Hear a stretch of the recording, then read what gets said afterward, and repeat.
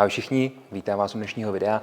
Dneska z maličko jiného prostředí. Jsme u nás v trezorové místnosti v Semilech a společně se podíváme na pistoli Arex. Jdeme na to.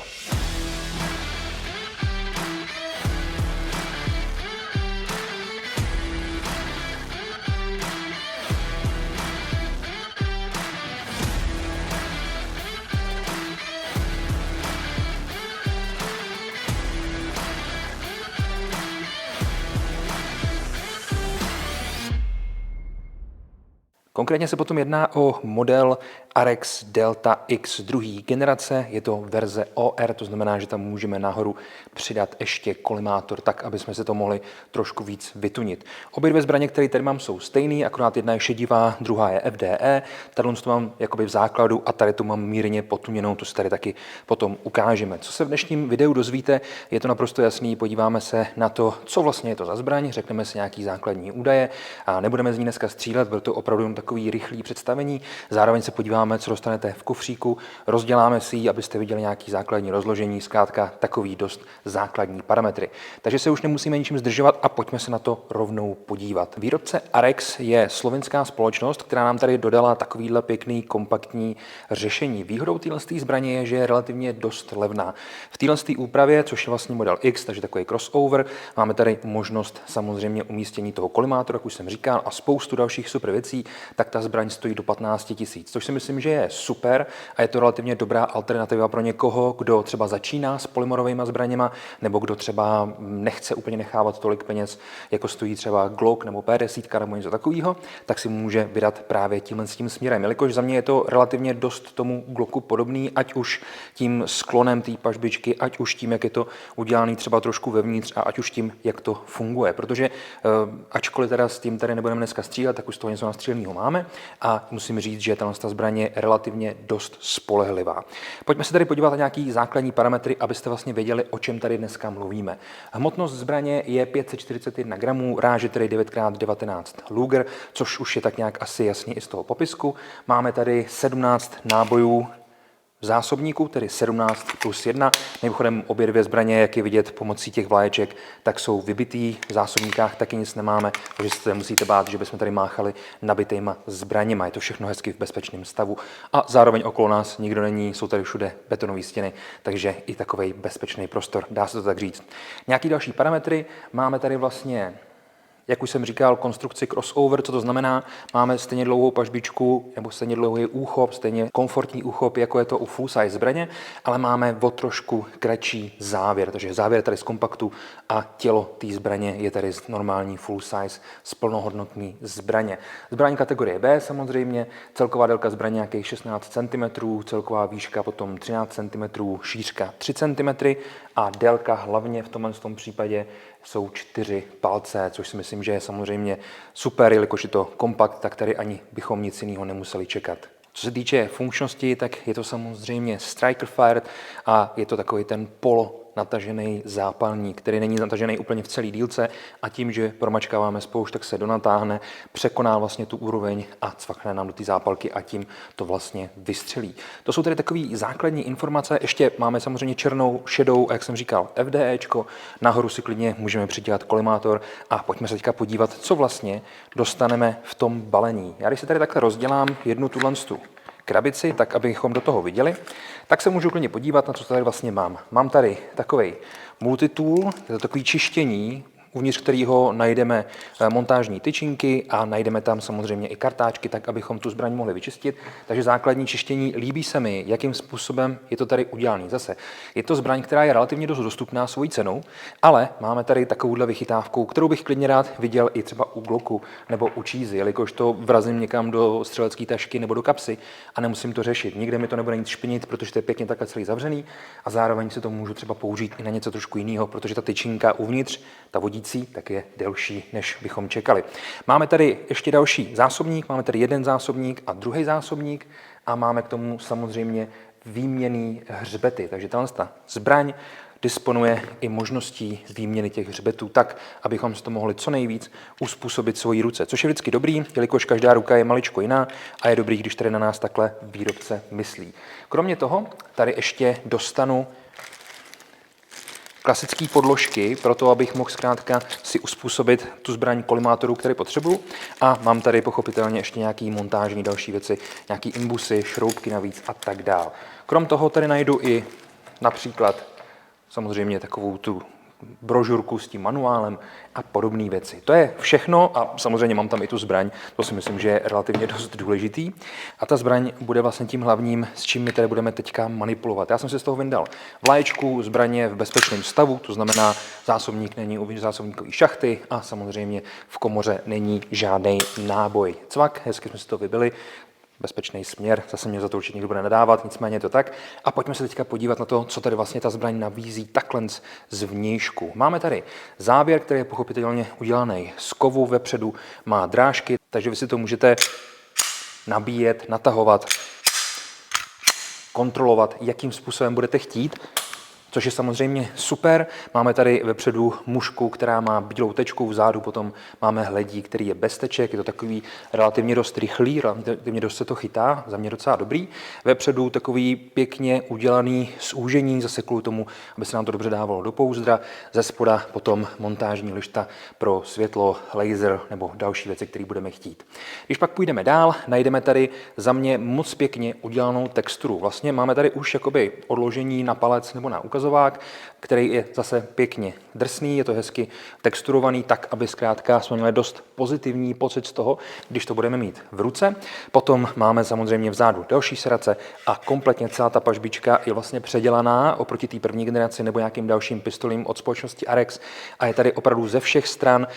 Ten je to takový brusný papír, se říká tomu vzorku, takový tečkování, takový stipling, který v té ruce moc hezky drží. Zároveň to není nějak ostrý, takže se nemusíte bát, že vám to drásalo v oblečení, což si myslím, že je relativně dost důležitý. Potom ten lučík je zpracovaný tak, že tady máme vroubky ze spodu i ze předu, takže v okamžiku, kdy to držíte, tak jak je vidět, ten úchop je relativně dobrý všemi směry. Všude máme nějakou plochu, která nám působí odpor, což je za mě zase super. Pak půjdeme dál, máme tady samozřejmě spoušť, potom tady máme oboustranný záchyt závěru a oboustranou výpust zásobníku, což je super, jelikož praváci i leváci můžou opravdu plnohodnotně tu zbraň využívat.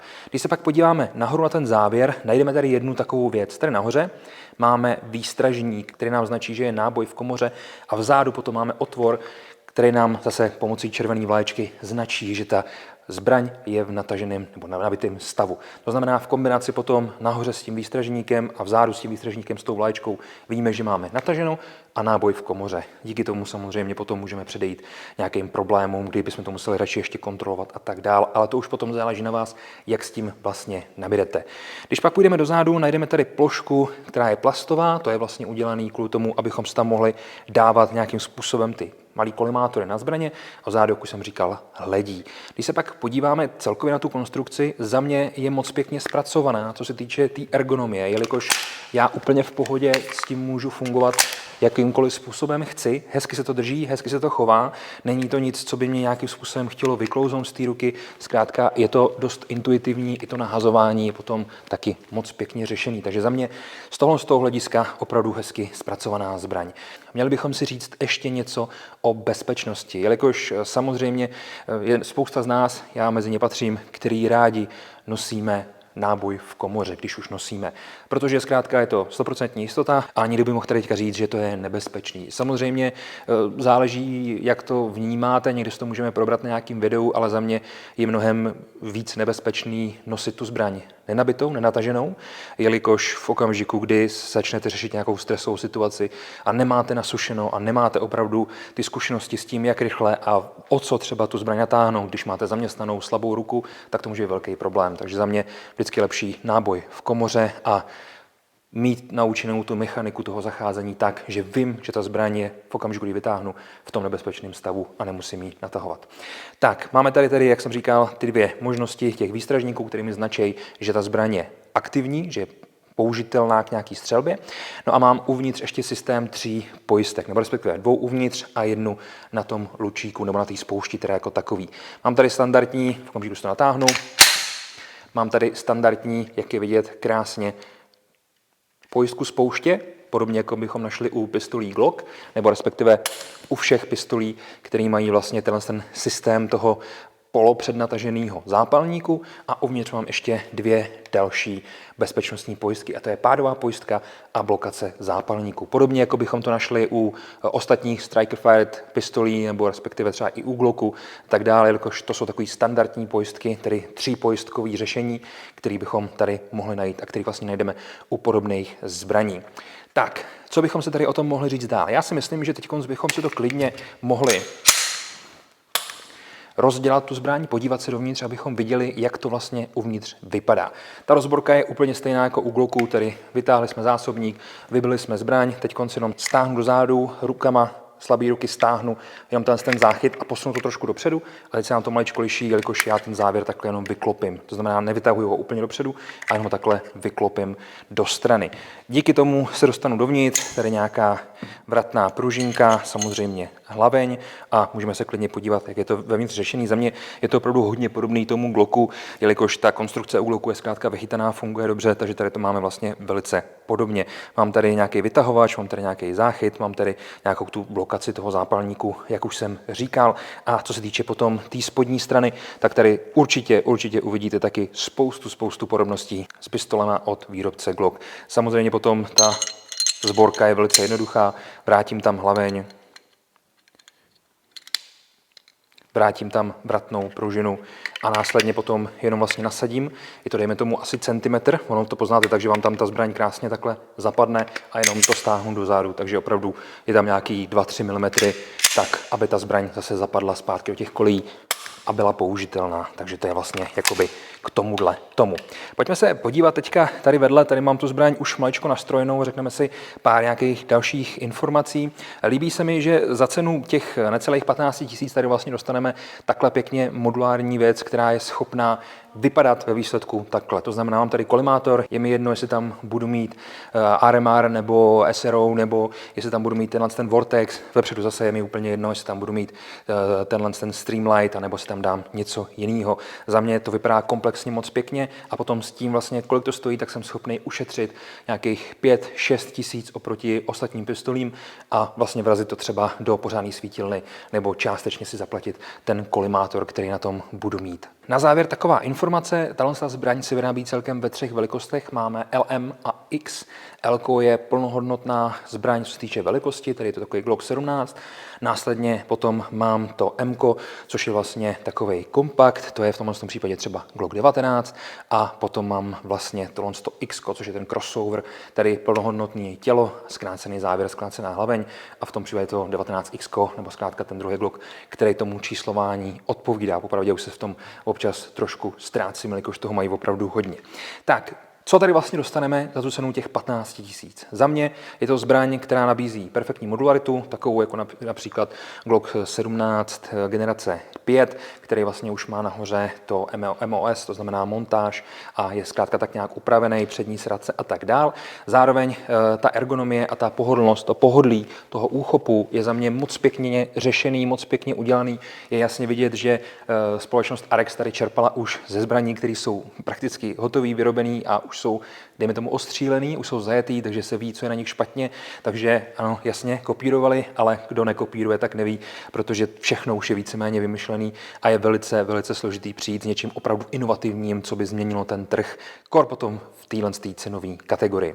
Přátelé, kdyby vás pistole zaujala, určitě se podívejte dolů do popisku videa. Máme tam samozřejmě odkaz, stejně tak nahoře v ičku, nebo se podívejte nějaké další věci, které by vás zaujaly a já se s váma pro dnešek loučím. Tohle to byl tady takový základní popis té zbraně, udělána taková ta základní rozborka za účelem vyčištění a podívali jsme se ještě, co máme vlastně uvnitř toho kufříku, co dostaneme s tou zbraní takhle k tomu.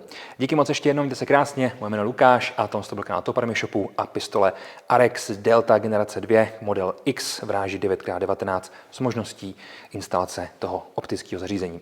Díky moc ještě jednou, mějte se krásně. Ahoj.